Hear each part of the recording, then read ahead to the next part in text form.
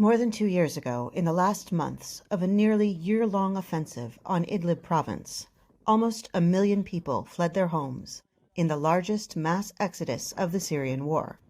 Former rebel fighter Salim al-Anjuki was among the displaced after his city was taken by Syrian government forces.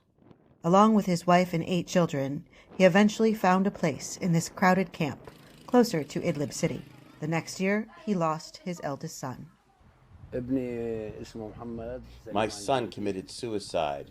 Mohammed Salem al-Anjuki was 17 years old. When we were displaced to this camp, he had psychological problems. He could not accept the situation. Despite growing up in a war zone, Mohammed studied in school and learned to fix cars to help feed his family. In the camp, he had to drop out of school, and work was scarce. His father says he felt he had no future. Doctors say suicide among youth in Idlib is becoming increasingly common. Suicide has increased in Syria over the last 10 years, but it has been especially prevalent during the past 2 years, where we have noticed an increase in cases.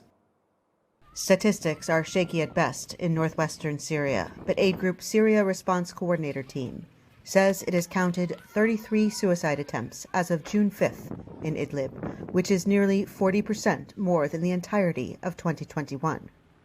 Mental health experts say the cause of suicide is often rooted in the deep poverty and isolation that is widespread in Idlib. People do not have the resources to adapt to the massive cost of living and high rents. This is an important factor in the problem. She says harsh conditions have also led to an increase in psychological problems, such as depression, in addition to domestic violence and drug use. Al-Anjuki says the pain of the loss of his son has not gotten better with time. My younger son says he imagines playing with his brother and hearing him say, "Where are you hiding?" My wife holds his clothes and cries for him, while I, even now, can't accept that he died. He says conditions have not gotten easier since Mohammed died. Idlib is now considered the last rebel stronghold and is sporadically attacked as it continues to sink deeper into abject poverty. For Monib Team in Idlib, Syria, Heather Murdoch, VOA News.